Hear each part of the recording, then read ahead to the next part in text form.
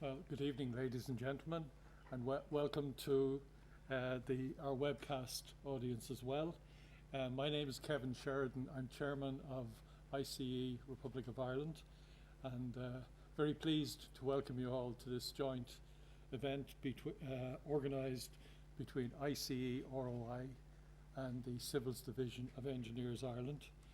And I'm really delighted to have two very eminent speakers here tonight and to introduce them to our talk here. You will have got the flyer there, and Rory and Caolan will be looking at constructed wetlands, the concept and the particular range of solutions for effluent in farmyard, runoff, industrial waste, sewage pollution, surface water and mining runoff. So this is an extremely interesting talk, and I have attended talks before from Rory, so it's very much state of the art in this area. Our first speaker, Rory Harrington, has a Bachelor of Agricultural Science. He's MFS and PhD. He's a graduate of UCD and Yale University, and currently consultant with VC Environmental Limited in Little Island and Cork. He's formerly senior scientist with the Department of Environment, Heritage and Local Government, which is now the Department of Housing, Planning, Community and Local Government, so it changes all the time. He's been at the forefront of pioneering in the ICW concept for over 22 years. And the second speaker, I might as well introduce you both at the same time here, Caolan Harrington. And Caolan also has a PhD. His is in environmental engineering from the University of Edinburgh on the experimental mesoscale platform and integrated construction wetland capacities. And he has 15 years of hands-on experience in the construction, planting and establishment, design and monitoring of ICW systems and related infrastructure. So without further ado, I'll call upon Rory now to give the first talk. Thank you.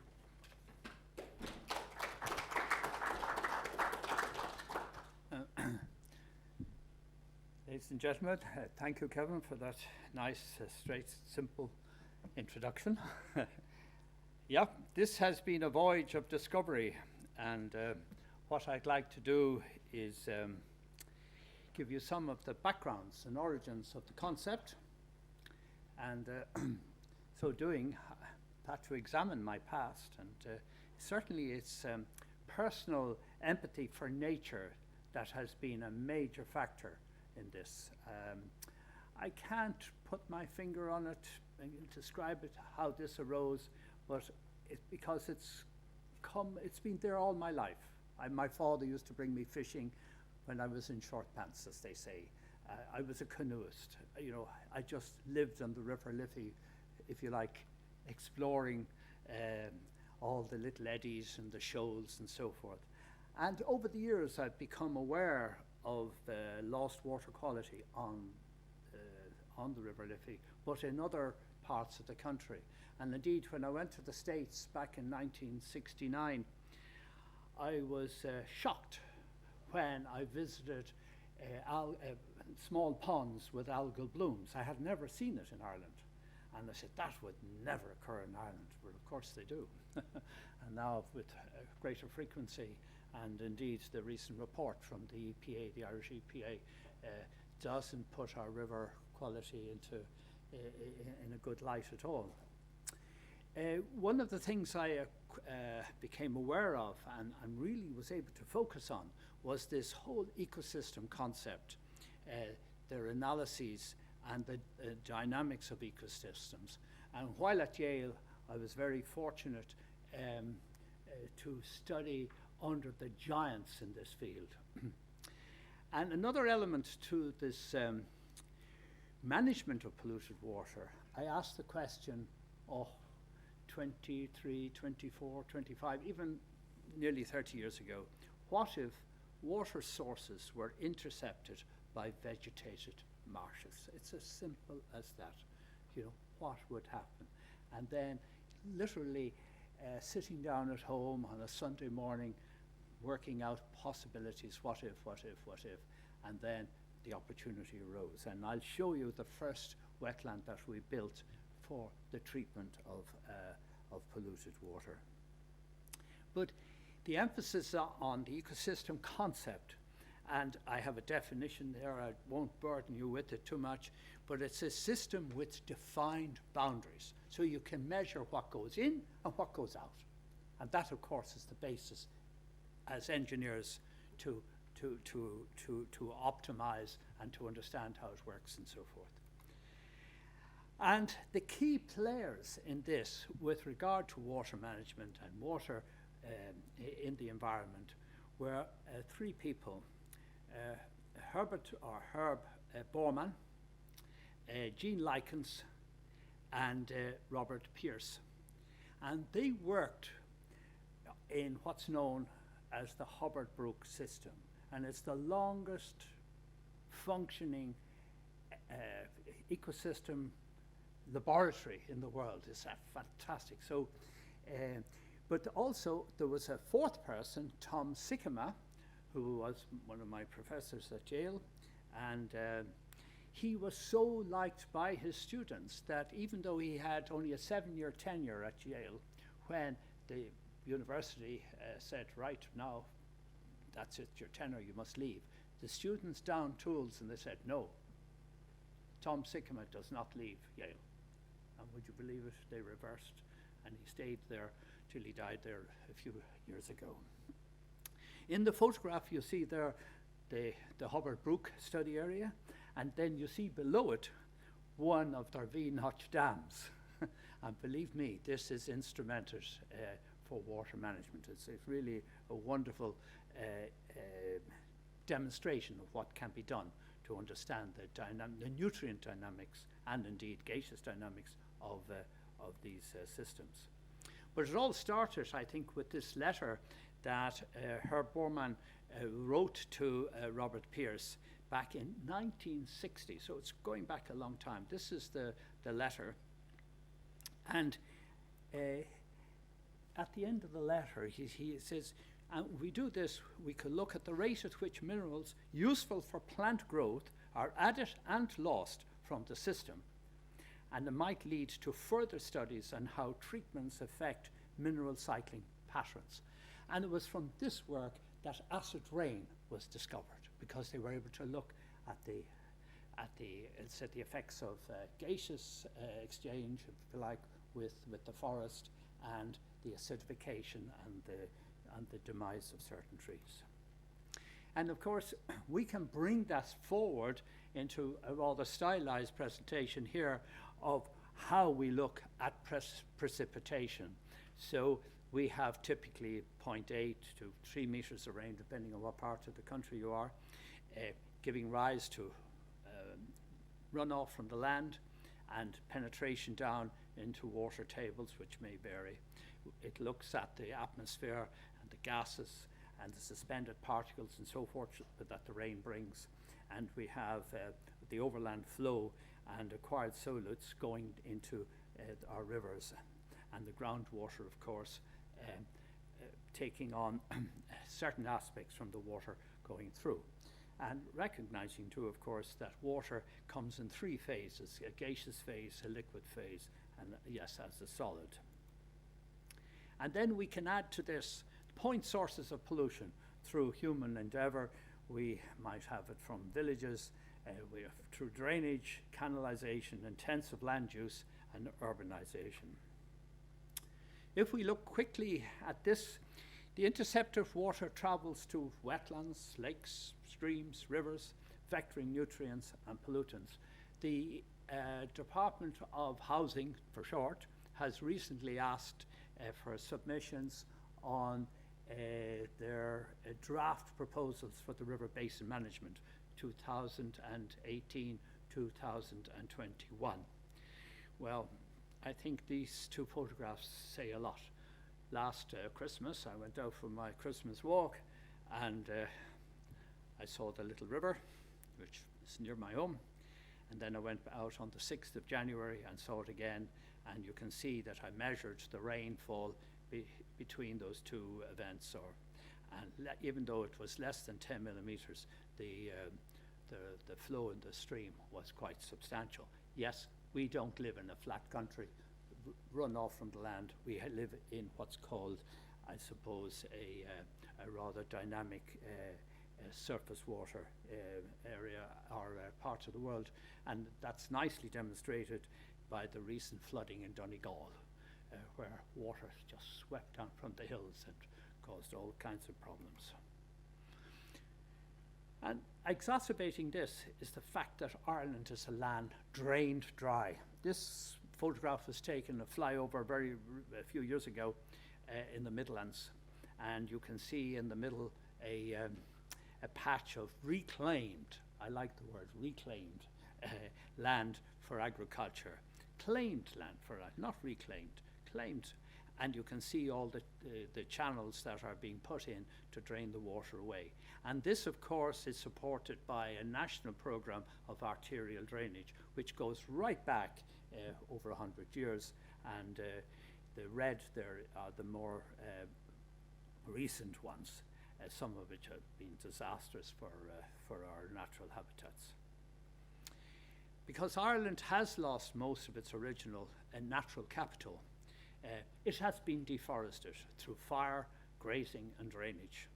And indeed, I think this photograph on the right-hand side of the group of photographs here explains it all, in that brown, mainly peaty, acid, impoverished soils that you see in the Kerry Mountains, little patch of green where artificial fertilizer has been applied to support probably sheep.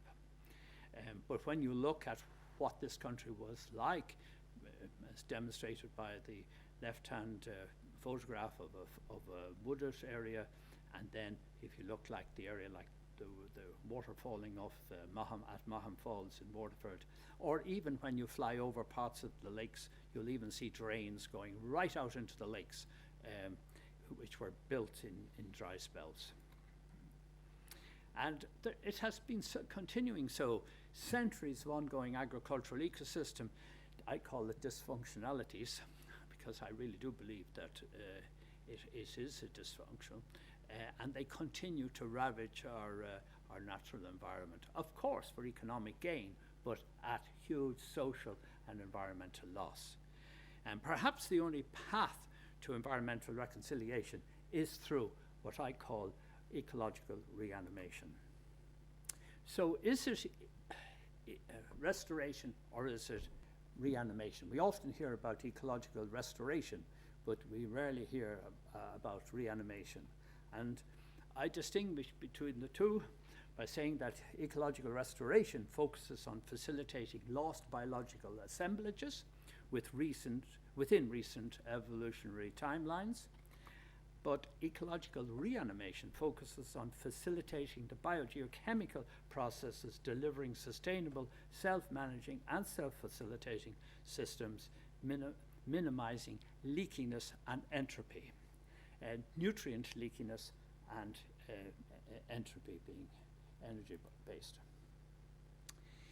It's a concatenation, an inextricable linkage of social and economic and environmental pressures that we have to address. The social ones, population growth, land ownership, health, community, cohesion, security and politics. Very complex, but they have to be addressed if we are to bring about change. Economic, land, capital, labour, energy, maintenance, sustainability, materials and safety. So there's a whole group of issues that have to be addressed there, and then the environmental one, as I said, nutrient leakiness, which can lead to pollution of our rivers and lakes and even inshore waters, carbon, nitrogen, big factors now on the global stage, biodiversity, pollution. You know, talking about biodiversity, go into a field today that's harvested for its silage, and you might find 2, maybe 3 species.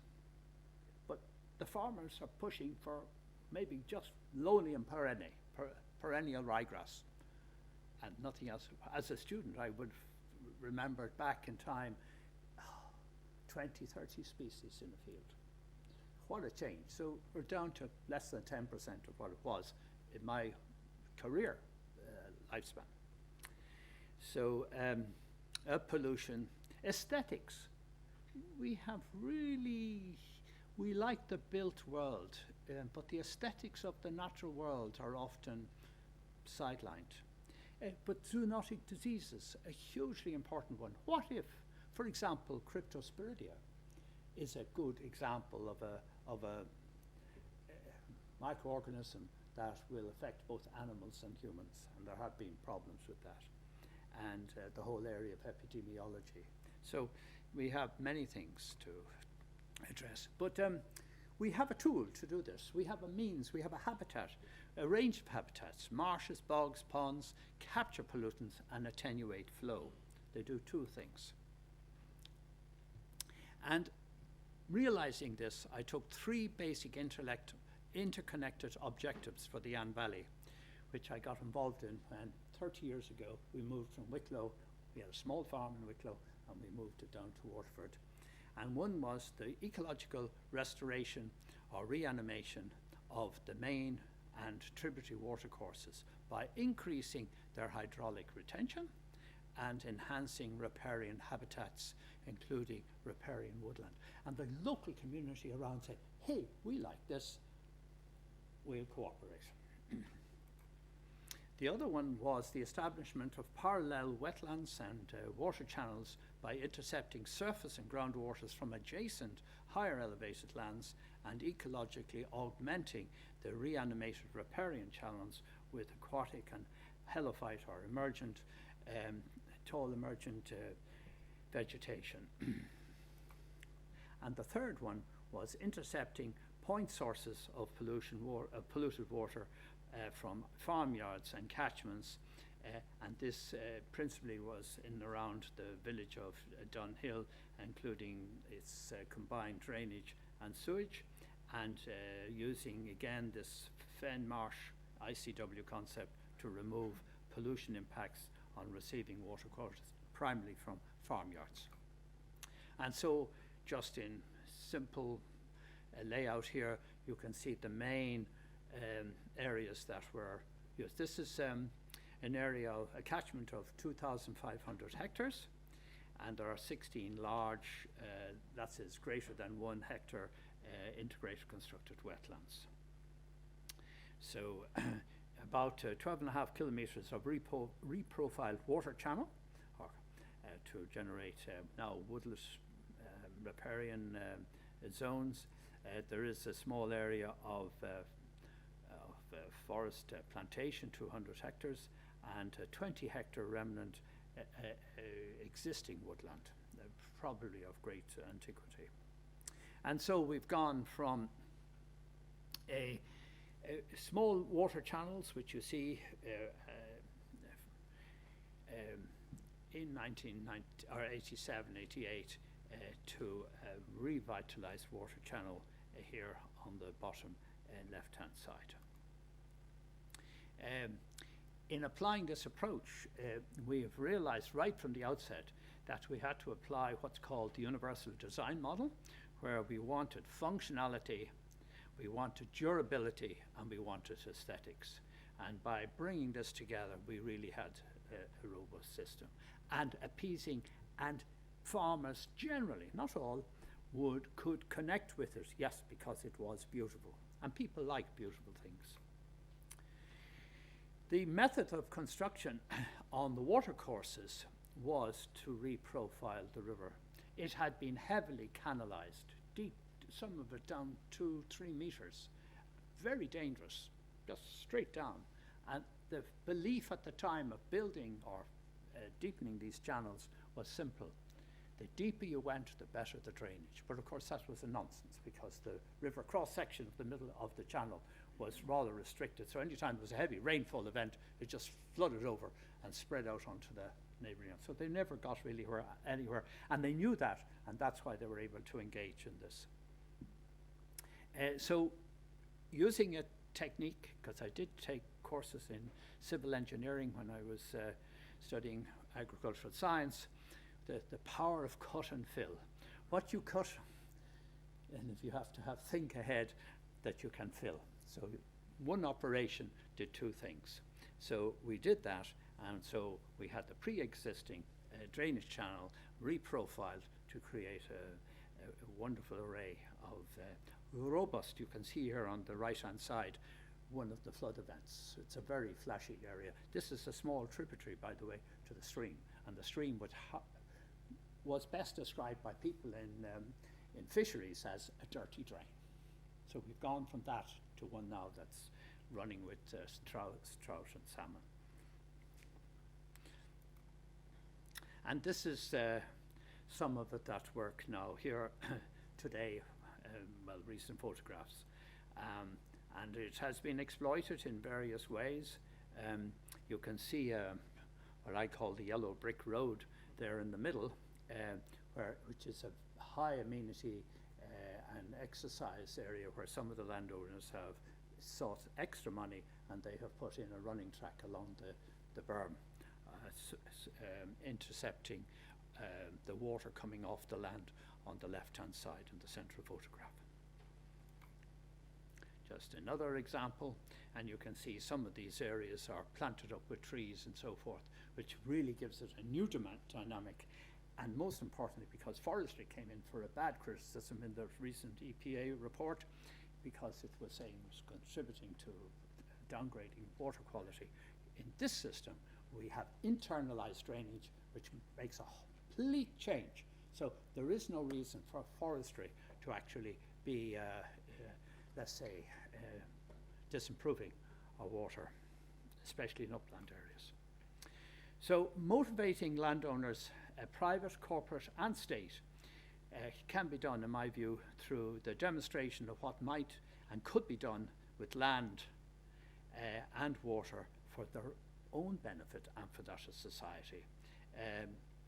The state and EU financial support is there. It needs to be organised. About 80% of the construction costs, I believe, can be covered with this, and the prospect of penalties, of course, resulting from traceable pollution is there as a support to avoid what might happen. So, what is this integrated constructed wetland, which deals with point sources of pollution?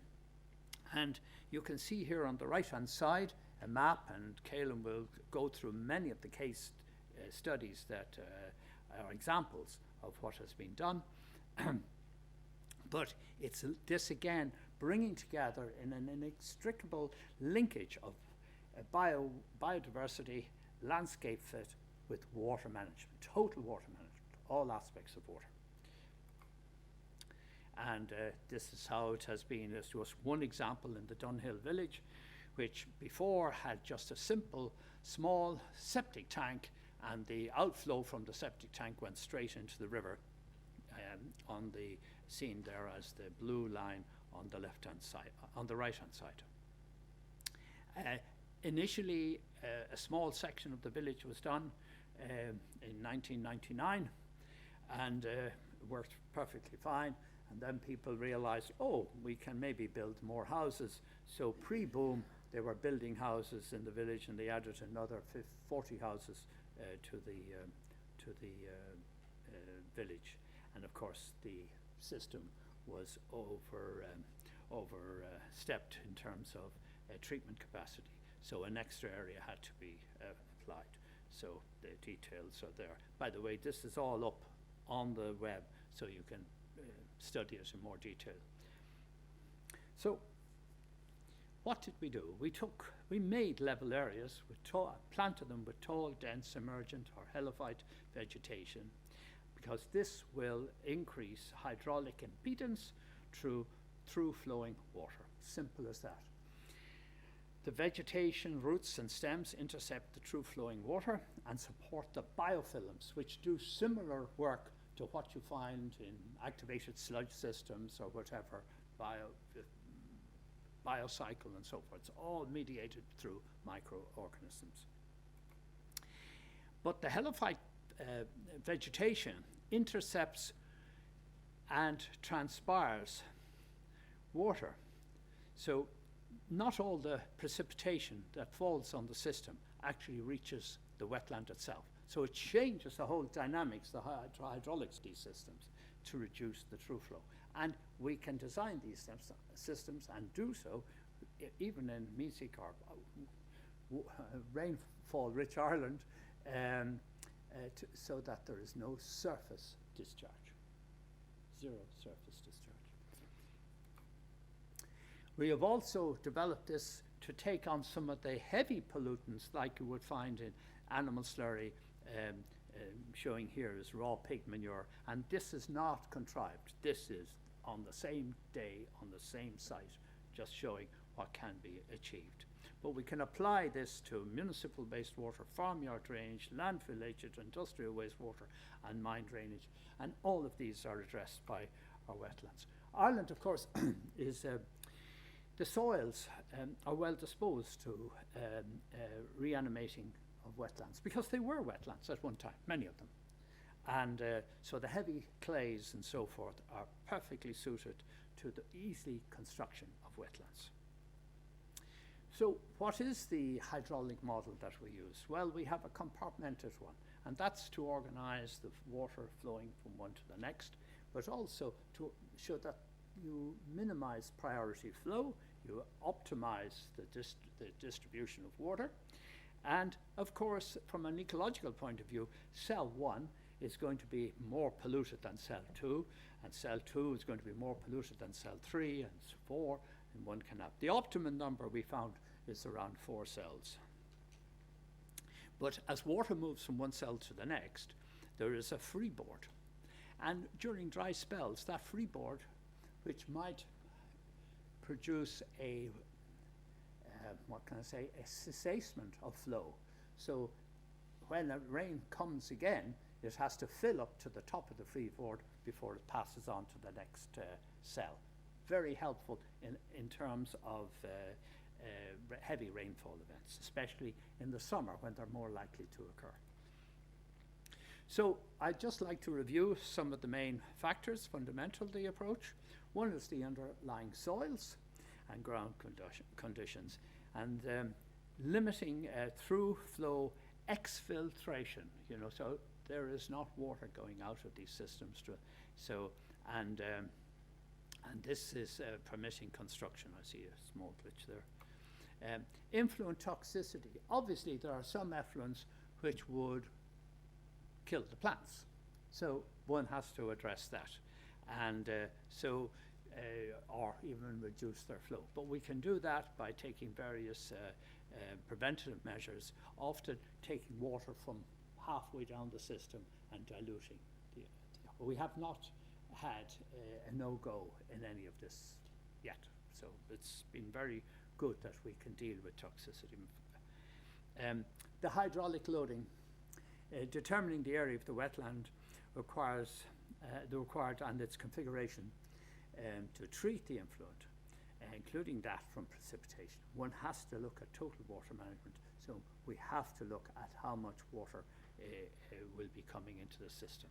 And on that basis, we determine its size and configuration. Another factor is topography and the challenges of constructing a level ground. Obviously, you can't have water on the slope unless you terrace it. The attenuation capacity of receiving waters, whereby the expected discharge concentration of specific effluent parameters from the wetland are achieved. Zero surface discharge, as I said earlier, is possible. And what's interesting is during low flows, there's, in other words, dry periods, there's very little water coming out and very low levels of receiving waters, perhaps. But when there is a heavy flow of water, there's water for attenuation. Would we do strike to have all water quality addressed within the water or within the wetland system? But it's an extra factor. And then the surrounding landscape and ecology to meet the aesthetic and ecological potential of the surrounding areas. We usually leave the place looking far better than when we came to it. And this is the first ICW that I built in 1996. It's now 21 years, and this photograph was taken 2012. Recently, very recently, it was sampled, and the discharge limits was well within the limit set by the local government. It's a beautiful place, absolutely wonderful place. I just want to say a few words about how this water is treated. No, as I said earlier, not much different from conventional water treatment. In fact, we all depend upon tapping into 4 billion years of microbial evolution. And it's the biofilms on the supporting strata that really deliver that. It's working on the water surface, it's working everywhere where biofilms can develop. And another element I want to show you is how we create that. And here we can see a cross-sectional view of the wetland cell diagrammatically showing the vegetation, embankment and water depth. They're very shallow systems, and indeed in many of these systems the vegetation is so dense that in a relatively dry period, but still with water below, you can walk across in your shoes and not get your feet wet. All the time there is an accumulating detritus or necromass, and that's very important because it's sequestering carbon and it's not decaying. This is a very important thing which I will come to. We have a berm height typically of 1 meter, so that the detritus can grow possibly for 80, 100, 120 years.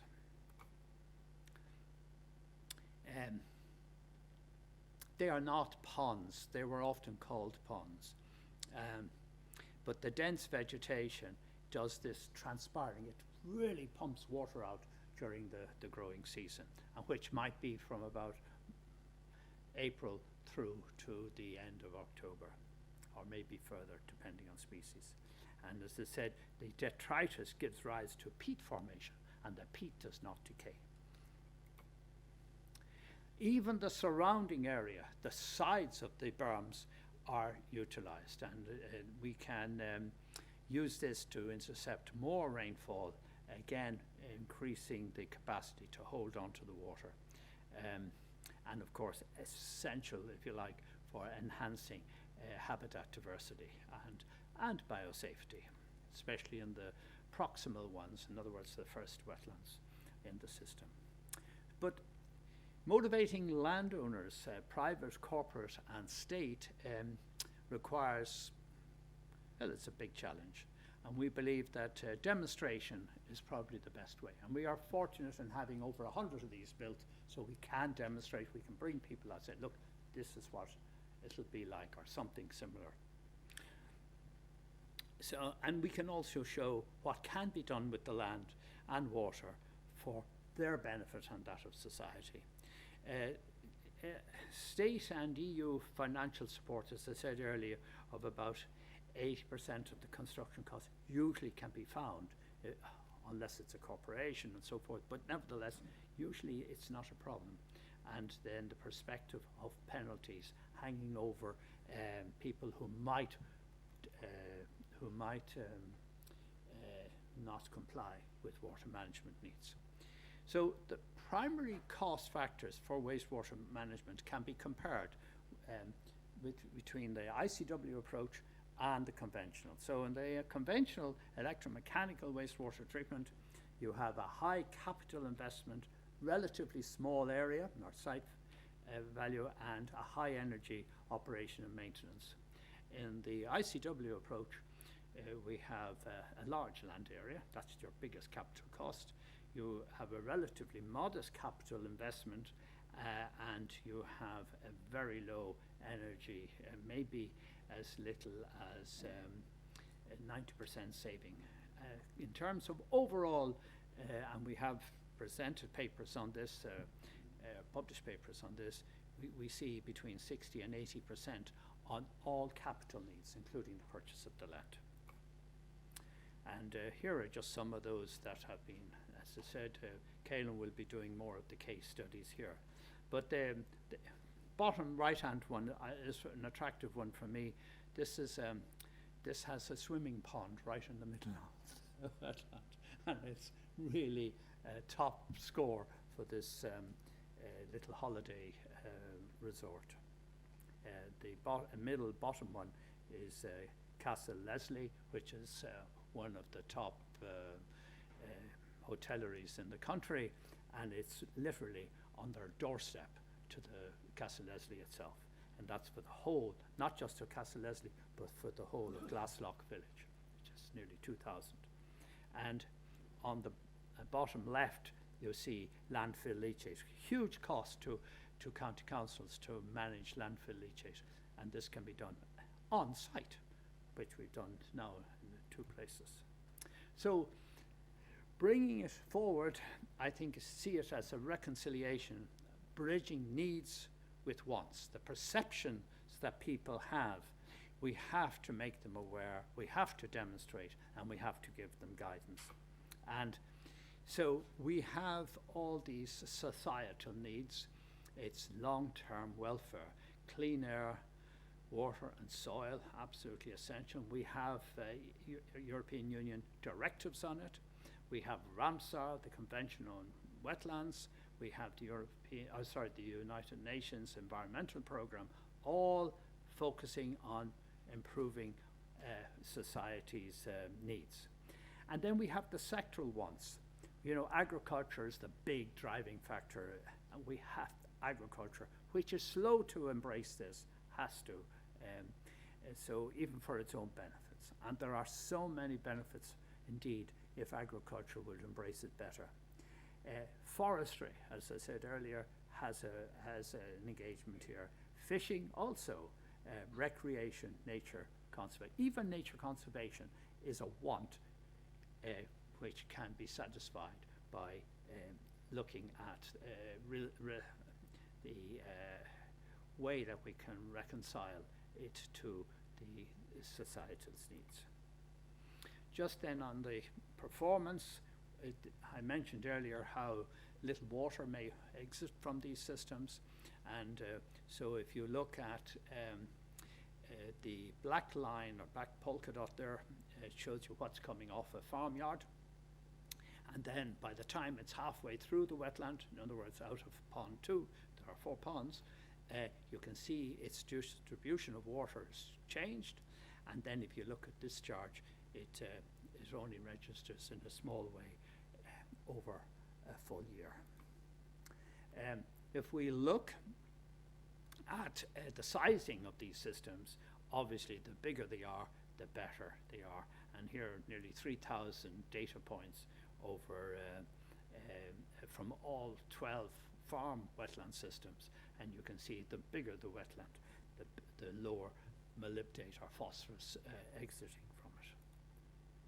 And this is for all the other data. That's classic example of how different decay rates for the different pollutants changes over area of the wetland.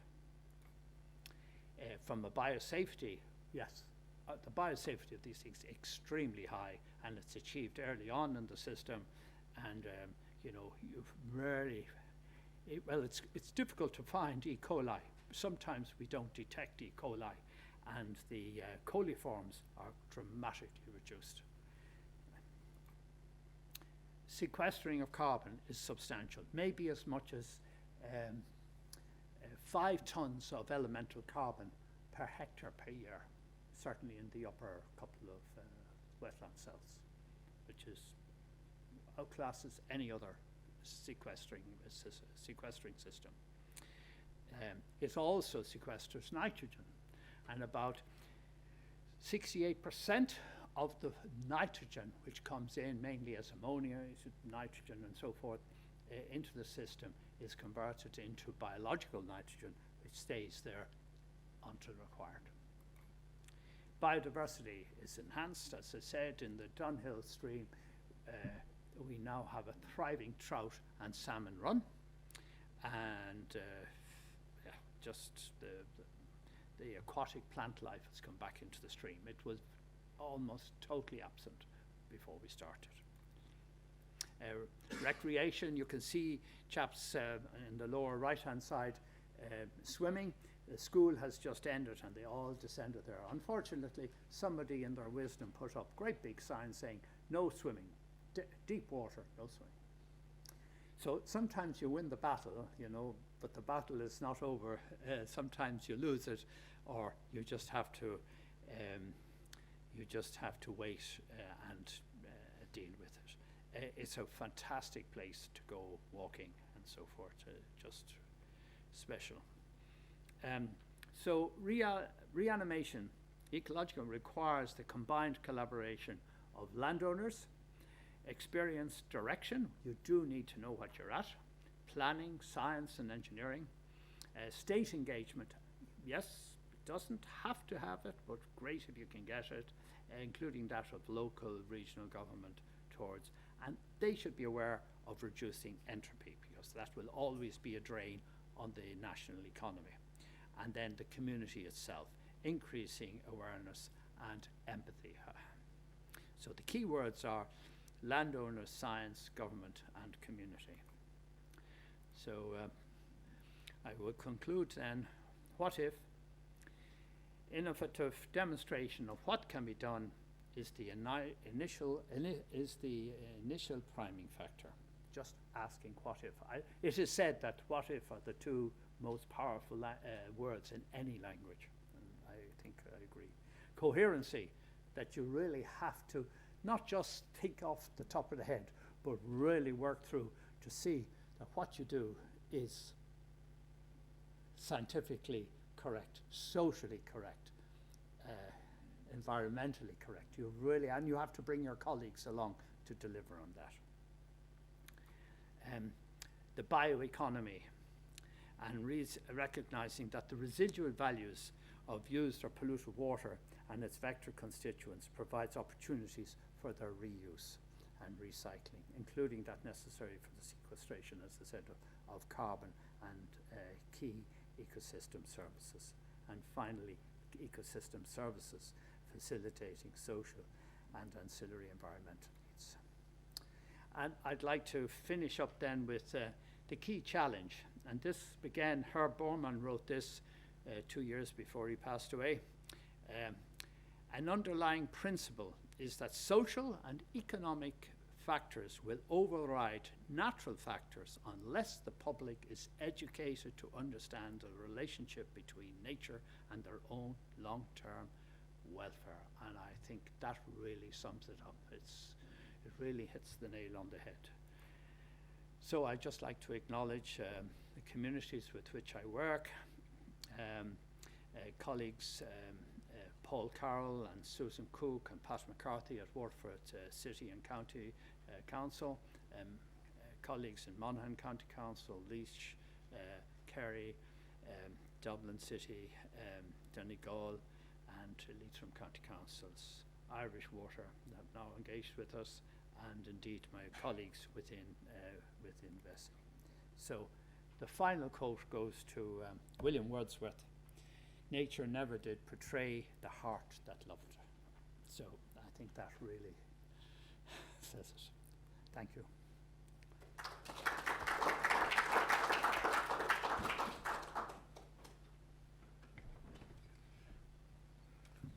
Thanks very much, Rory. I've already introduced our next speaker, Dr. Caolan Harrington, who will give us some more information of the Waterford project there. Thank you.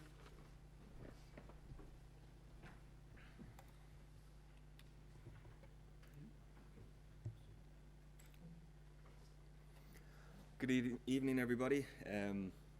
Following on from Rory's excellent talk there, I'll be giving some case studies of ICWs from around the country and and internationally as well. Not going too in depth into all the minute details of each one, but to give you a broad idea of how we've implemented the ICWs. So generally, I'll be covering municipal systems, single house application, our experimental platforms and how we've implemented them, and directly carrying on from that then into mine drainage, both here in Ireland and internationally. So we have over 100 active sites across the country, both north and south of the border, in a wide range of applications: agricultural, municipal, domestic, industrial, food processing, mine drainage, and we are expanding it internationally as well. We've now taken this to England and to the south coast of Portugal, and indeed to Spain as well. So here are just sites that we have here in Ireland, and there's one in Scotland as well. So the application of the ICWs, as Rory has said before, it started off with the Anne Valley project in Waterford, and that was looking at agricultural and forest drainage, starting off from a dirty ditch and then creating this wonderful ecosystem restoration and reanimation, and then that was carried on further again into farmyards directly. Here we have the farmer and his small yard there. These are one of the largest landowners in the Anne Valley area, and there's a small wetland area located beside his shed, which continues down an existing drain, which would have normally just been discharging into the river itself, but is now intercepted by a wetland cell here, but trying to match the needs and wants of the farmer. Didn't want to give up additional land from good grazing lands that he had available, so it was sent via pipe across over onto the other bank where they own the other side of the river, and 2 additional treatment cells are there. And here it gives a better overlay. This is the intercepting, and this is the additional area. And then progressing further again into even more troublesome wastewaters, landfill leachate. This is from Dungarvan in Waterford. The landfill was closed and was capped. Site was artificially lined, and the council was looking at options of how can they deal with the leachate that was coming from the system. Tankering it off was raising the costs through the roof. So the concept was proposed to them, so why not build an ICW to deal with the leachate itself? They were unwilling to buy land outside the area, but then the idea was, it was proposed to them, why not build the wetland directly on top of your landfill? There's nothing else there. It's capped, it's leveled, it's grassed, and there's no need for any additional land purchasing. It was put ahead, and it's been in operation now for close to 10 years and working excellently. Influent concentrations for ammonia would be in and around 200 milligrams per litre. Any discharge that breaks ELV limits gets recycled back to the start of the system. And this has also been applied in Donegal. This is a Churchtown or Lifford landfill. This is actually a combined system in which the central area is a willow plantation, and there are 2 independently functioning ICW systems running alongside. During the summer, the willow beds are watered with leachate from the landfill. There's a sump at the base of the landfill that collects all the leachate, and this is then pumped up into the willow plantation. Evapotranspiration helps to lose the collected material, but they've actually found that with the ICW also as part of the project, there's such a loss of water due to evapotranspiration that they actually take in leachate or other wastewaters from surrounding sites, be they farm or industrial or food wastewater, and this is brought in tankers just to keep the system fully hydrated. And then it's also, the ICWs have also been used for combined and non-combined sewage. This is Clonaslee and Leach. Road drainage also comes into this site, where we have 2 settlement ponds here, which work in alternating sequence. One is only ever active while the other is at rest and re-establishing vegetation growth. We have cell 1, 2, 3, 4, and 5. Clonaslee has been presented here previously, I believe in 2014, population equivalent of about 1,200. And this is Dunhill again, with the old system here in the foreground and the new expansion shown in the back. Population equivalent is about 800, and our river window, which has been installed since the expansion works were done. And they've also been applied for industrial wastewater, such as food processing. This is a Dawn meat site in Waterford at Carroll's Cross. There is an old section of system here, which was done prior to our own involvement, a contractor who had some experience with constructed wetlands generally, had built this system, very linear, straight layout, and as this facility expanded, they are now the primary supplier of beef for McDonald's in Ireland, if not Western Europe. And so the system had to be expanded, and a more curvilinear approach was implemented on site and has been working absolutely fantastically since construction was finished. And then on to even more troublesome materials such as mine drainage. This is Galmoy Mine in North Kilkenny. This was a photo taken from October of last year. The mine had closed in 2012.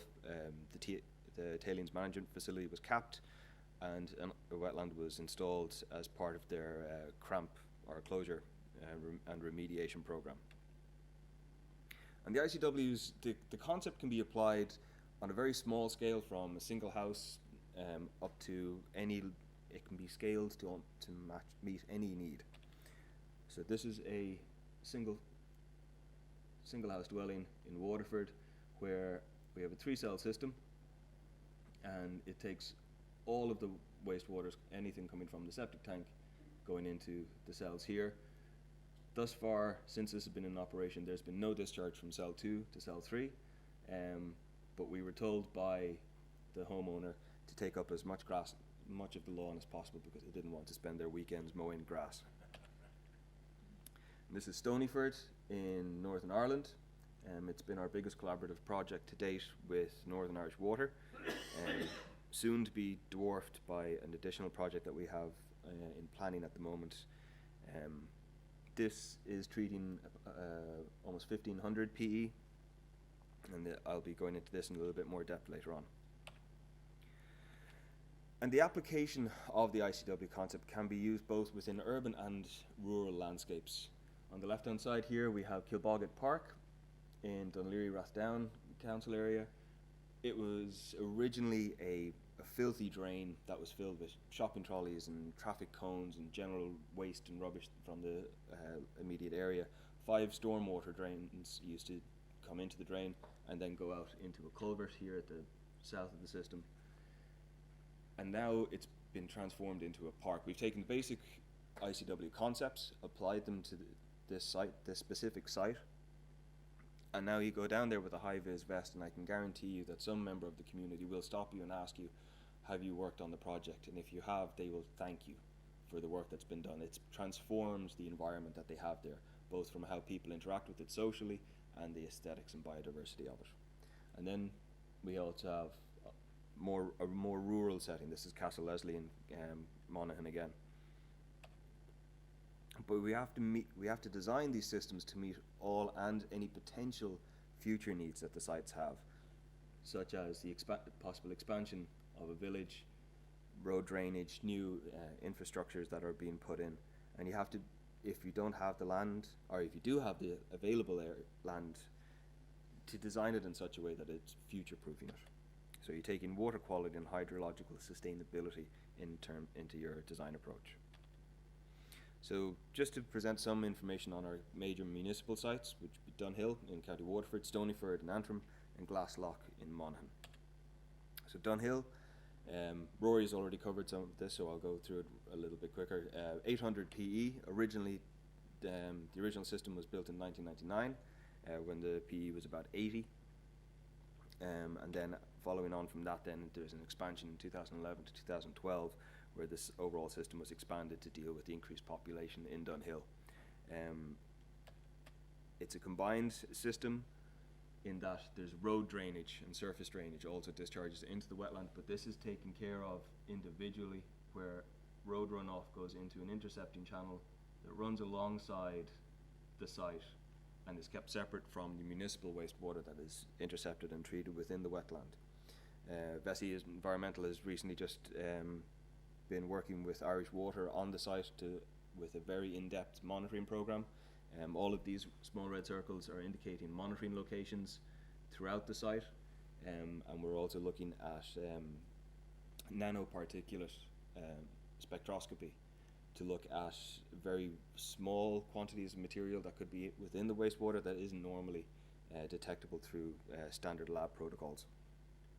So Irish Water has taken it upon themselves to take Dunhill ICW and portray it, or not to portray it, but to present it as a flagship site for other potential applications, and how the concept can be applied to other communities around the country. And the more data that we can collect, the more well-founded the argument and the concept can be conveyed to any potential clients or communities.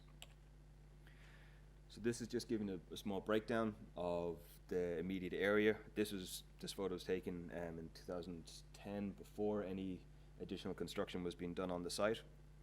80% of the village conurbation is intercepted within the wetland area itself. There's a farmyard immediately to the south of the south of the village, who has his own independent wetland. He's one of the 12 farmers that got involved with the Anne Valley project at the start. And what is not shown in this photo is the new wetlands and intercepting ponds that have been installed along the Anne Valley River.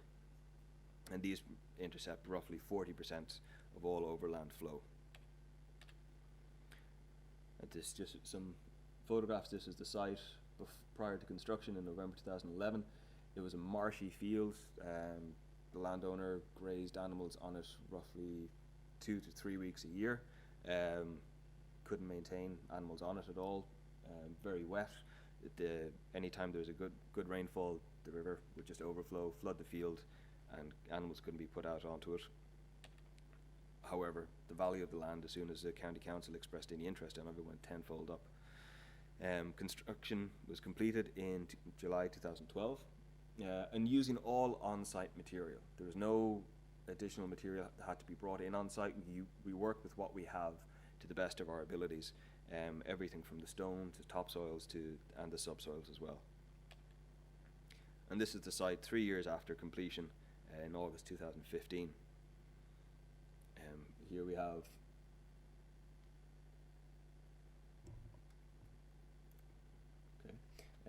here's a small office that's on site for council or Irish Water to work with, a small amphitheatre that the local community has actually used to have small ceilidhs and barbecues and so forth, and any special events that have gone on in the village. Some of them have been held down in the wetland, which is kind of strange to a lot of people when you think about this as a municipal wastewater treatment facility, and people are using it for public enjoyment and entertainment. And it's a much better approach that people, like, I would imagine, because we only live just up the road, I would put it in the realm of about 80% of people actually are not aware of what this site is. They treat it like a park. They act like it's a park, and they are none the wiser. Yes, there's the odd whiff of something on the other side of the road, but most people don't visit that because it's not tailored specifically towards public engagement. However, the expanded site, every day you go down there, you're guaranteed to have dozens of people walking through on a daily basis. During the summer, you would have hundreds going up and down the Anne Valley, and it's brilliant to see people using it in such a manner. And this is an alternative site taken recently this year, where you have the village overlooking the wetland. Now moving on to Stonyford in County Antrim, the current loading is about just over 950 PE. The design was for just over 2,000, treating over 1,500 cubic meters a day at Formula A, and with a total surface area of treatment of just over 37,000 square meters. Operations maintenance for the site, there's only electricity from monitoring instruments and this pump house, and that's it. Northern Irish Water's O&M costs for the site have gone from 1,400 sterling a month to 14. There are 2 sludge ponds, again similar to what is in Dunhill, in that there's 1 pond active at any one time, taking the sludge, and we've been looking at 7 to 10 years worth of storage, and no dewatering required on site. The plants do that themselves. And it's been a very interesting project to be involved in because there's a wide range of stakeholders. And Rory had said about the collaboration that is required in order to get the concept out and apply it into a wider range and into newer sites, where they may not have always been thought of being a viable option. So with Stonyford, we've been involved with Northern Irish Water, the Environmental Agency, Heritage Service, Planning, the local council, the universities. Somebody has done their PhD here. The Rivers Agency, and almost most importantly with this, then we've had the Stonyford Residents Association. When proposing this to people, saying we'd like to build a new wastewater treatment facility right outside your front door, less than 50 meters away, people will automatically kind of no. We're instantly going to object to that. We don't like the idea, we don't like the concept of it. However, when you take the local community on board and you get them involved with it, and there's a group was taken from Stonyford and brought down to the Anne Valley to show what had been done and what's in operation in Waterford.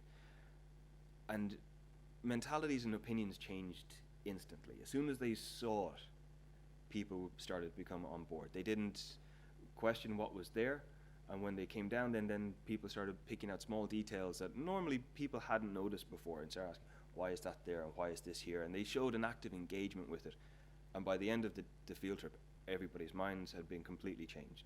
And similarly now we have a new project on in Lixnaw and Kerry, just north of Tralee, and we've had similar issues. Originally the community was not so enthusiastic about the concept, but then after a site visit they turned around, and now we've been getting phone calls from them saying, actually we were thinking of another idea that we might be able to implement in the design.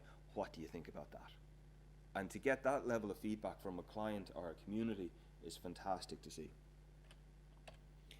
So this is a schematic layout of Stonyford. Here we have the 2 settlement ponds, pond 1, 2, 3, 4, 5, and discharge. Pump house is located here. The pump house itself actually has a small toilet and hand washing facilities, and it has its own little private wetland built right outside the hut. Construction took part between May and September in 2014. The turnaround time the turnaround time on construction with wetlands is actually very quick. As soon as one pond is finished, you can move on to the next, and as soon as a pond or a cell is finished, planting can start immediately within the realms of health and safety, of course. Nobody wants to slap with a digger. So you can, as soon as the site is built, the planting should be finished within 3 or 4 days afterwards, if the weather is there, and commissioning can happen very quickly as well. So here's an aerial photo that we have. 1, 2, 3, 4, and 5, and we try, and as Rory had said again, building upon the biodiversity and the aesthetics of it, keeping some areas of deep water open, such as here. So you have overwintering birds. They have an area where they can land, take off, nest and roost. The pump house is located just outside of shot here and is pumped up into the receiving cells up here, and then discharge back down into the river. So this is the site in April of 2015. These are the settlement ponds here. Some floating rafts were used for getting vegetation cover within the receiving cells. It's a slightly distorted image. And this is August of the same year. There was a PhD trial was being installed on the site here. And then you can see here the dense vegetation that's happened in the settlement ponds. And then this is August of this year. The system hasn't been yet opened up to the public yet, but it is intended that should happen within the next year or so. So moving on to Glasslough in County Monaghan, where we have a PE of 1700. This is there's 2 receiving cells here. This is cell 1, goes over the river into cell 2 here, 3, 4, and then doubles back around on itself into cell 5 and discharge at the end of cell 1. It's a satellite image taken, I think, from last year. And on the basis of Glasslough, one of the papers that we have had published showed the cost savings, both in terms of the capital and operations and maintenance, which were set roughly 70% and 90% respectively. Discharge quality from Glasslock, since its commissioning, have been phenomenal. There's 2 crystal beakers which are kept in the dead tree trunk besides the discharge pipe. Anytime we've had ministers or groups coming up to the site, the challenge is always put to them: fill a beaker with water from the discharge pipe and share a glass with them.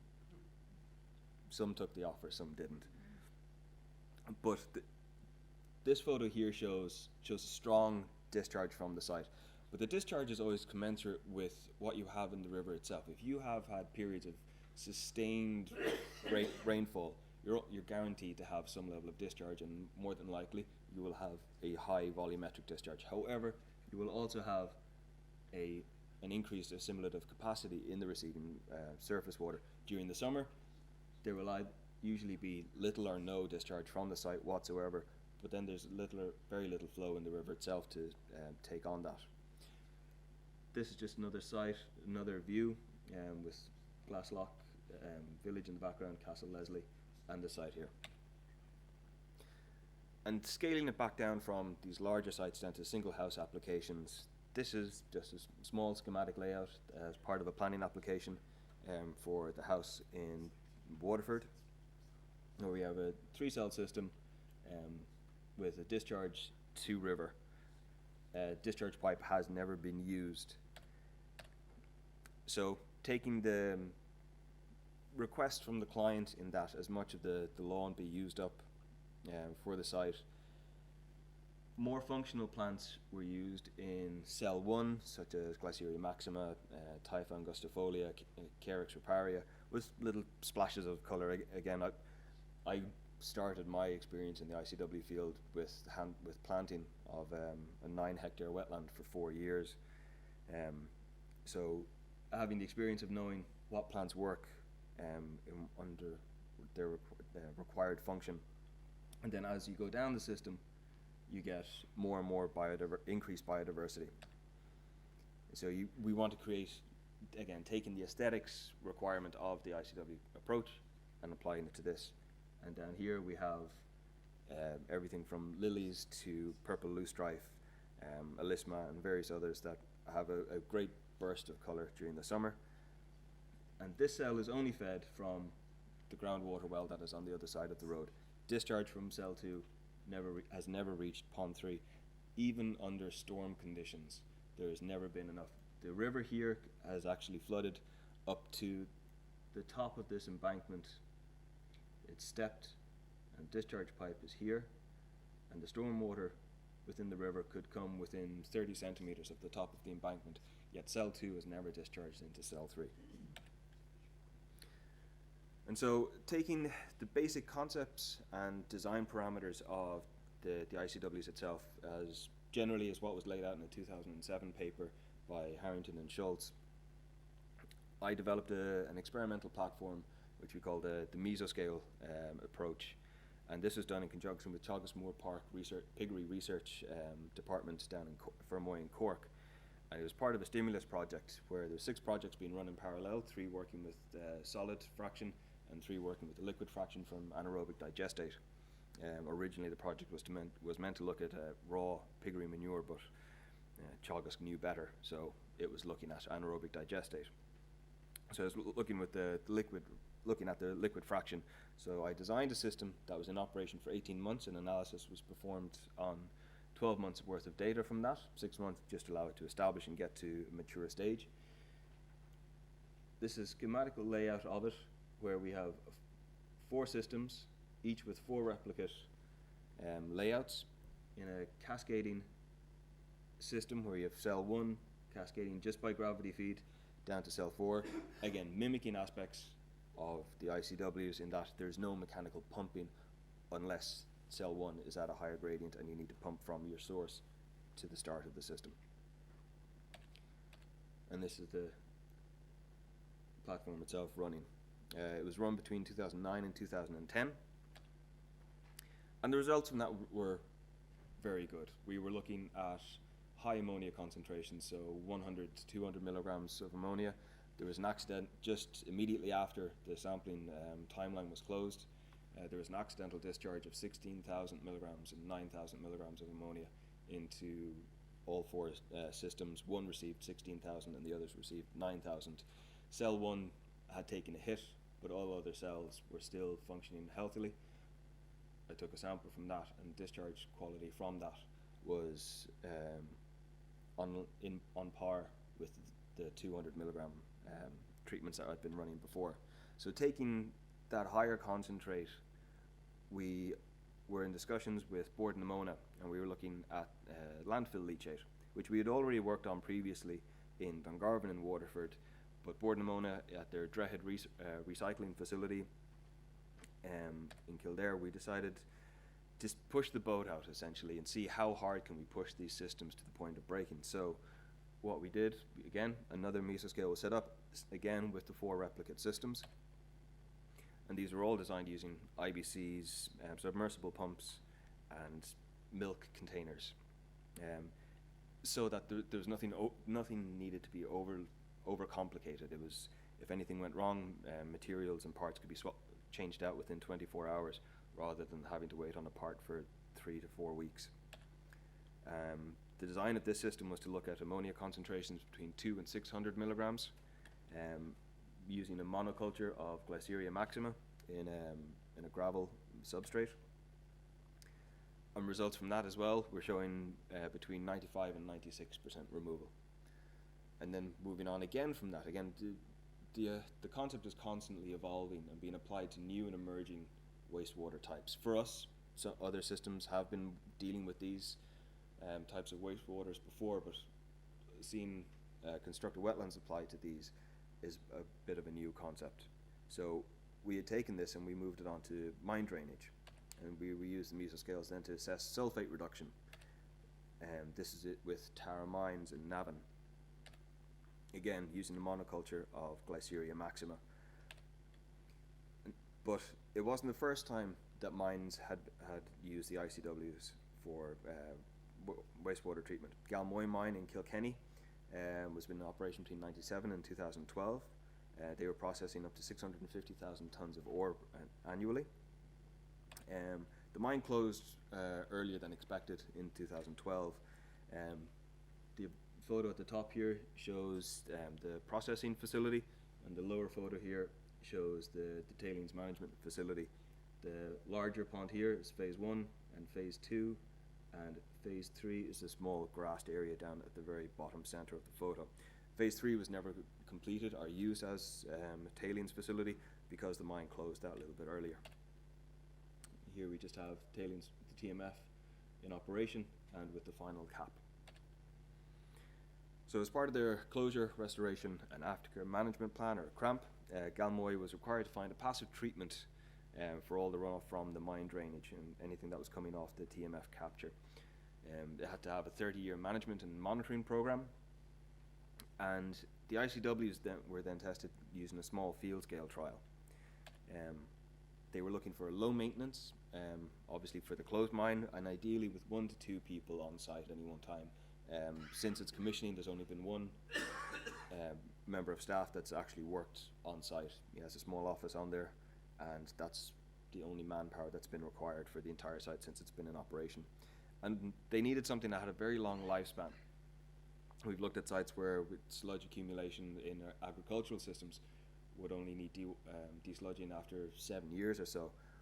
With the lifespan for this site, since it's not a high particulate or not a high suspended solid count in it, we're looking at 50 to 100 years of operation, possibly even more. And so the trial that was designed was run by Isla Carthy, director of VESI. Started in 2009, ran for a year. It was established, planted, and then put into operation. And the removal efficiencies you can see here on the left, generally in the high 90 percentile. BOD, the only one that was falling short, but BOD was not part of the critical ELVs for the site. So on the back of that then, Galmoy mine decided this could be the solution to all their problems. So the design of the ICW was done to fit within phase 3 of the TMF.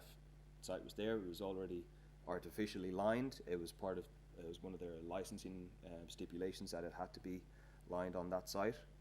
4 cells over a 5 hectare area, discharge via an attenuation pond, discharges from the bottom left of the corner of the site here. It goes up to an external attenuation pond, which then feeds into the glacier stream. The nature of the capping, because they would take any waste soil that was available to them from external sites, there was generally a high nutrient value in it, so we had to take into consideration not just the sulfate reduction, but also high ammonia levels and the interactions between lead and zinc and other pollutants and metals. So these are just some images from the construction. Again, a quick turnaround time using material that was on site with minimal introduction of external soils. Earthworks were still being completed just prior to commissioning, and cells 3 and 4 and 3 had already been planted, and cells 2 and 1 I think were planted before the earthworks were actually finished up in the inlet cascade tier. All planting is done manually. If anybody knows of a good mechanical way of getting planting done, we'd genuinely like to hear from you. The establishment, you can see, is much quicker from the bottom end. Again, it was planted in reverse sequence, so 4, 3, 2 and 1 were planted, 1A and 1B. There are still some open areas of water within the systems because of overwintering birds. Swans in particular will have quite a large runway. This is the attenuation pond, which is generally dry for eight months of the year, and discharges down here into a drain, which then feeds into the glacier stream. This is the site in July of last year. Here you can see the open water, but these are gradually closing over. And this was in November of last year. And so the removal efficiencies that we've seen within Galmoy are very good. In 2015, we had close to 100% of ammonia removal. Levels are quite low anyway. But for sulfate, lead and zinc, very, very high. And that same performance was shown in 2016, actually improving on the previous year's removal efficiencies. These just some graphs to show quickly on the stable nature of the effluent or the discharge from the system in comparison to the influent material entering the site. This is for lead, this is for sulfate, ammonia. The dates are unfortunately wrong on this graph. Can't predict the future, but we do expect this to happen for the foreseeable future. Zinc reductions as well. And then because of the close relationship that a lot of mining companies have within Europe and indeed globally, but even just close more domestically here in Ireland, this is Boliden Tara Mines in Navan. Again, another lead and zinc mine, but on a much larger scale than what Galmoy was. Their tailings management facility alone is 160 hectares in size, with an added 100 hectare expansion happening within the next several years. And so Tara Mines had contacted us to look at potential of using ICWs as part of their closure plan as well. And here we can see a small mesoscale setup on site. And so again, we were looking at sulfate, lead, zinc, removing all of these materials, showing similar removal rates of what we had seen in Galmoy, low to high 90 percentile, some slightly lower. We were looking at different flow rates and concentrations. And again, as part of the continually evolving application, the mesoscale then went on to a field scale trial, which has been in operation, but there's no substantial data with it as yet. Data is being collected though. 2 replicated systems, 240 square meters in size, looking at Glyceria maxima typha. Again, mimicking all operations of full-scale ICWs. And then we have our international sites that we're working with now. This is Neves Corvo in South Portugal, about an hour north of Faro. You can see the mine here. It's not an open pit mine, it's subterranean, but this is all the processing facilities here, and this is their TMF. Both Neves Corvo and Matza, which is the following example, are within the Iberian Pyrite Belt, so their geology is significantly more difficult than what we have here in Ireland, because of high concentrations of thiosulfates. the water, especially here in Nevis Corvo, they work with a paste rather than an aqueous solution. The water, as it oxidizes down, turns to pH 1.5. Sulfates could be in the region of 5 to 9,000 up to 16,000. So it's a distinctly different wastewater than to what we've been dealing with here in Ireland so far. The material that they have coming out of off the TSF will pretty much kill anything that comes into contact with it, though we have shown and we have seen on site prior to any engagement that we've had ourselves on a hands-on basis is that vegetation is still surviving within the material that's here on site. So again, another mesoscale was developed for Nevis Corvo. We took the basic fundamentals of what we already knew worked within Ireland, and we tried to apply that here, again using local vegetation, not bringing in anything from outside the site, taking material that was growing within the TMF, plants that had already acclimated to the harsh conditions that they have. So pH 1.5, high sulfates, thiosulfates, looking at 3 different water streams that were in operation on the site, again having the 4 replicates, and having the replication gives us the confidence in the data that we record. If there's an error or a glitch that happens in one of the replicates, it can be examined and it can be discarded, or it can be taken into account based on the other 3 replicates that you record at the same time as well. Some issues had arisen in other trials where only 2 of the 4 replicates were monitored, or alternating systems and alternating cells, and the data could never be compared properly because it's not taken at the same time as when an incident may have occurred. But what we found with these trials was that the high evapotranspiration potential from the sites can lead to 100% mass removal of all material that's entering into them. So the perspective that both Nevis Corvo and Matza mine were taking was that the wetlands can be implemented as part of the water management program on site, both during operation and afterwards as part of their closure plan. Matza mine, we've had tremendous cooperation with them and great interest and enthusiasm from them, both from the workers on site and the management team as well. We've had a mesoscale ICW set up, and that has actually gone beyond the commissioning phase now just recently. We started receiving some data only 2 days ago, and we have 2 field scale trials that have just finished construction as well and have been planted. And again, similar to what we have in Nevis Corvo, high variability in sulfate, thiosulfates, and extremely low pH concentrations, and 3 water streams as well to look at. So here again, similar to the other mesoscales that we've developed, but we're always tweaked as similar to how an ICW is tailored to suit the site. The mesoscale approach can easily be tailored to suit the client's need as to what they want to examine and what they're looking at.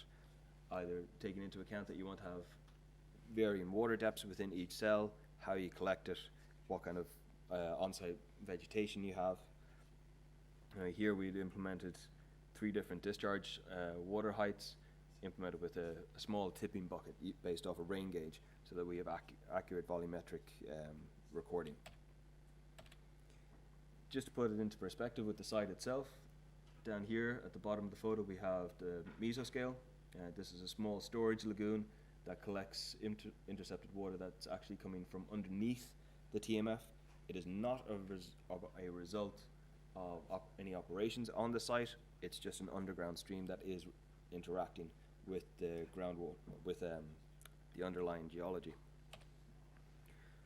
Here we have water processing plant, the TSF in the background, the ore refinery, storage lagoons before sodium carbonate is added, sodium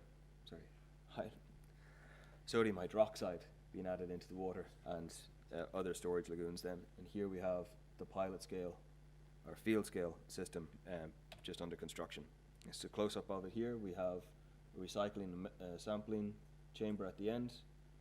Again, 2 systems replicating one another, and systems here had to be fully lined in order to get approval from upper management and environmental agencies.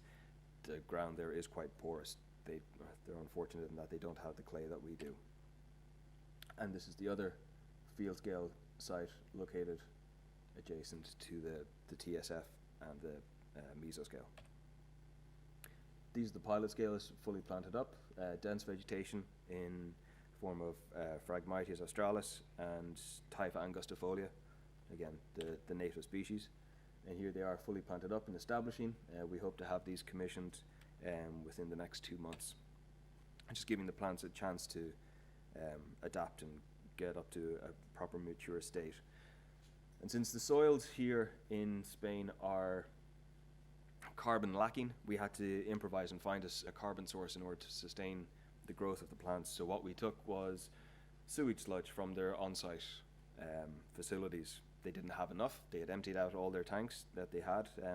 There's several hundred people working on site, so plenty came in, but we needed more, so we went to a local village and we took all their sewage sludge, and that went into the trials here, and it was mixed by 2 very unfortunate people in clean suits at 42 degrees and respirators. My heart genuinely bled for them on that day. And like I said, we've had some initial results coming from the mesoscale.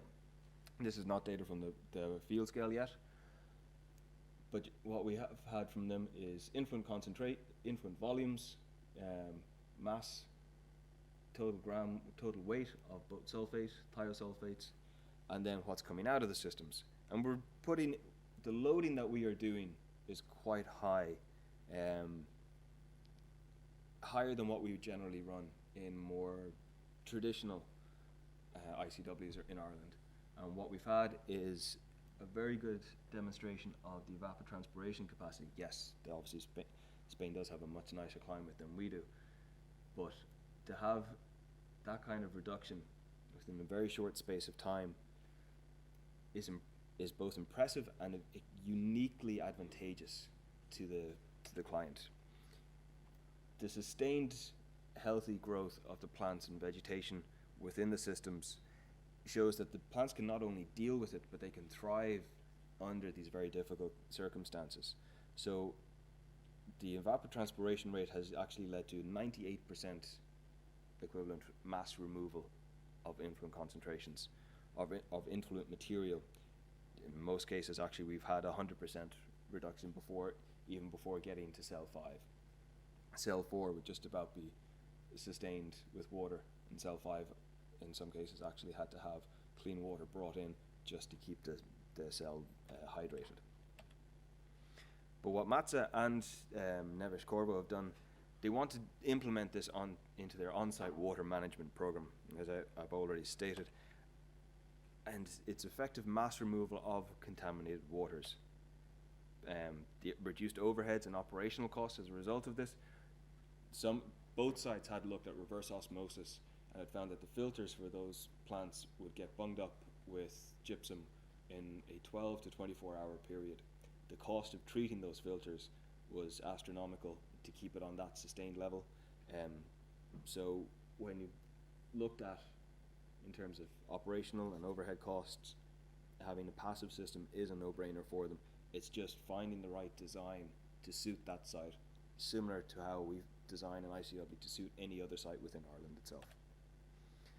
And it does also have the potential for reuse of treated waters on site, either both down within the mine or for during processing or water processing on site. And so just to conclude, the ICWs have shown effective treatment for a wide range of wastewater treatments. I haven't even included agricultural systems that are the longest running that we have in Ireland, both dairy and cattle. We've had over 21 years of sustained effective treatment in all applications that we've had. And the use of experimental platforms for the examination of difficult and new and emerging contaminants with relatively low input requirements and costs in terms of setup, taking the Tara Mines approach, and another site as well. The mesoscale was done for 1/10 of the equivalent studies from other options that were looking at sulfate reducing bioreactors. It was €100,000 for a sulfate bioreactor, and all the included costs and expertise with that. But following on from, again, what Rory was concluding on was the interconnection and joint up thinking that needs to happen in order to get these projects to move forward. And so just a quick acknowledgement with all the bodies that we've worked with over the years. Thus far, Irish Water, local councils, and the clients directly themselves. So that's it. Thank you very much.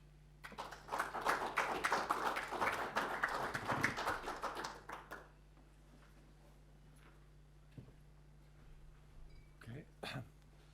Thanks very much, Caolan and Rory. And I'll just before I call on Don McEntee, our ICE Country Group rep, to propose a vote of thanks, I just remind you that we have quite a number of people online here taking part in the course as well. So just like to thank both Rory and Caolan for excellent presentations on sustainable design there, or sustainable drainage. We'll come to questions immediately afterwards. We'll hand the microphone around, but perhaps now, Don, you might come up here and propose a vote of thanks. Rory and Caolan. Well, we've had a very interesting discussion here tonight. I have worked with Rory, I suppose, over the last 15 or more years. First met him in 2003, actually it was, at a conference here in Dublin, when I discovered he gave a talk he mentioned about an ICW that Dublin Corporation had put on the river Talca. And that was the first that I had heard about. I was working in the corporation. Most people didn't even know it was put in there. And that's the way these things slipped in here and did a magnificent job. And I got involved with Rory after that then. And the one up in Glaslough was part of the team that put the paper together. And we actually got a prestigious award from ICE for the paper, and it was published in their documents.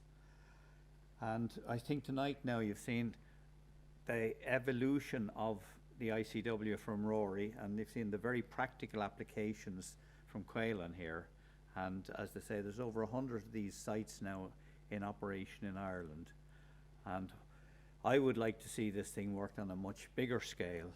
And one of the biggest benefits here, which maybe Rory hasn't really pontificated, but it's one that I like, is that these sites work very, very cheap. Once you put, most of them are actually quite cheap to put in, except maybe the cost of buying the land.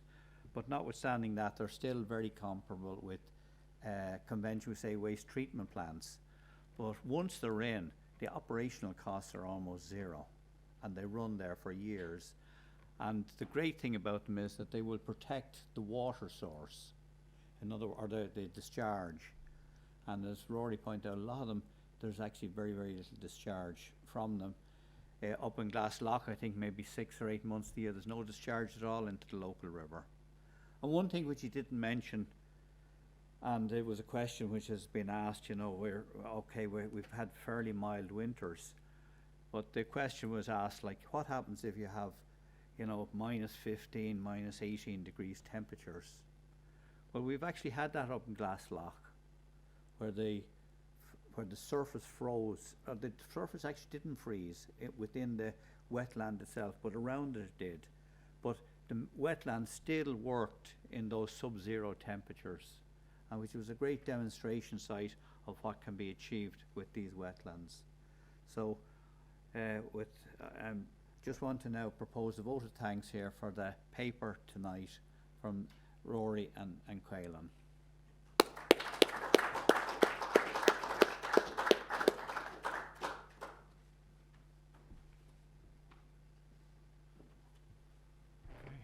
Thanks, Don. If there are any questions, I would like to put it out to you now. And maybe you might put your hand up if anybody has any questions there. All very shy. Could I just mention or ask a question here, Rory? Yep.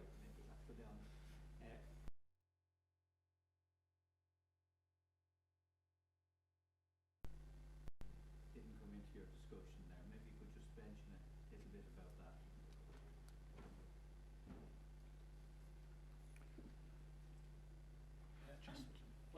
check there that is it's turned on there. Sorry.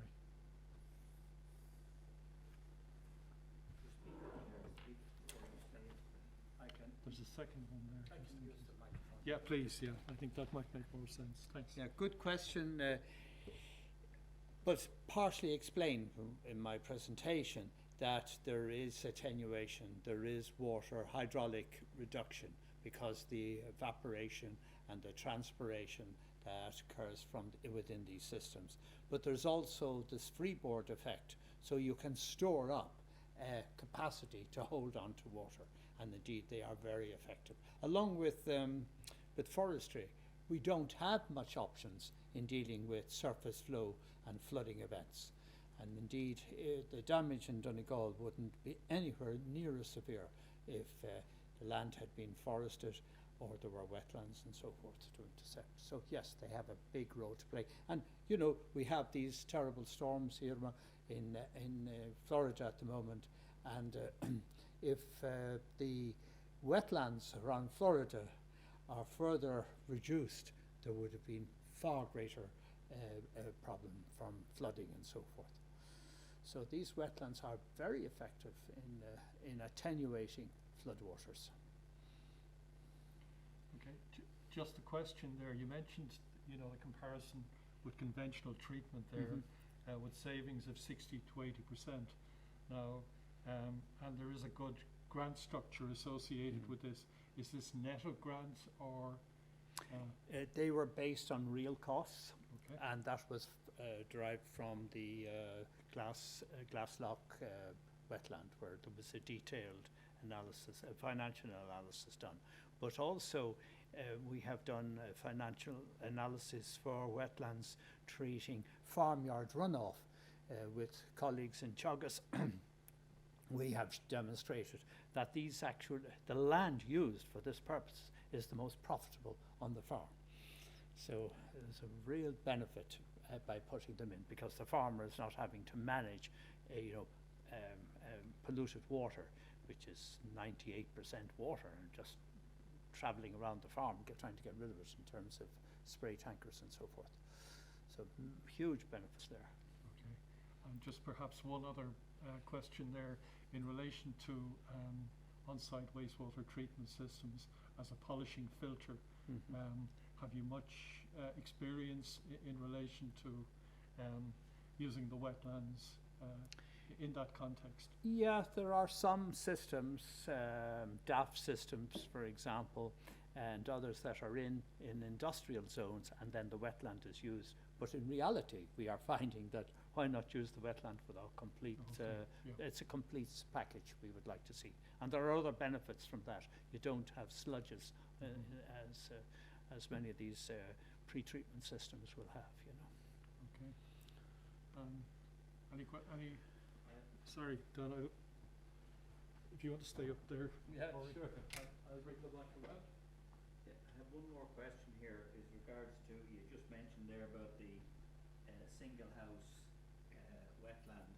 What is the take-up or the perception in the country, as you say, to local authorities? Are many of them aware of the benefits that can be derived here, and are they prepared to allow householders to put them in? Caolan might best answer that. We have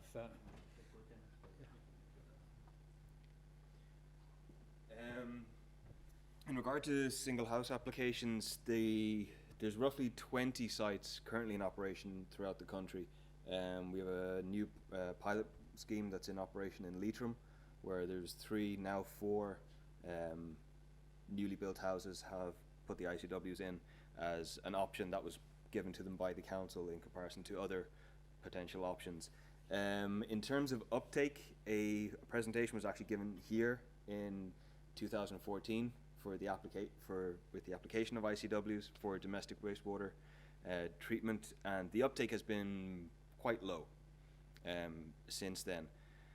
Obviously better than what it was before, but what we have found is that the available information has been quite limited in terms of the code of practice. Our understanding is that the code of practice has been updated in regard to the use of wetlands for domestic wastewater treatment, and that those updates should be available next year. That's to the best of our knowledge at the moment.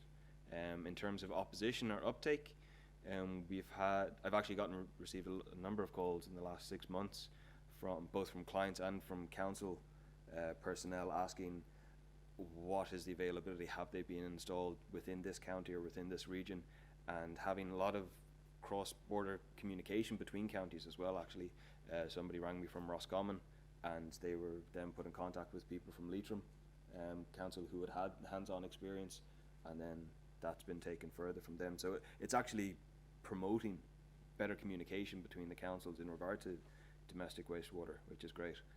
But we would like to see an increase in their application. I can add that Waterford County Council also have a small team looking at this, and they're very close to finalising their stance on this. Of course, the EPA have their direction, but I understand there will be changes next year in the way this will be handled. Yeah.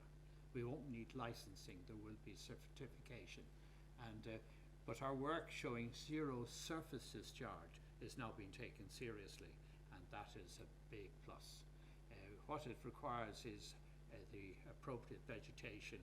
Even the slopes going down into the wetland should be vegetated using the right species of plants, because the vegetation really does intercept a lot of rain, so it creates a change of balance, if you like, in the hydrological balance in the whole system.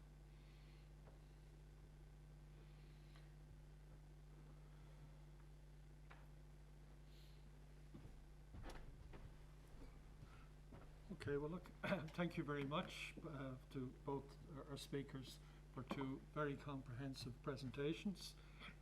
So on behalf of the ICE and Engineers Ireland, I'd like to thank you both, and to thank you all for attending tonight. And we have a considerable amount online, and to thank them for tuning in. And I think without further ado, I'd like you to show your appreciation in the normal fashion. And thank you all for coming here.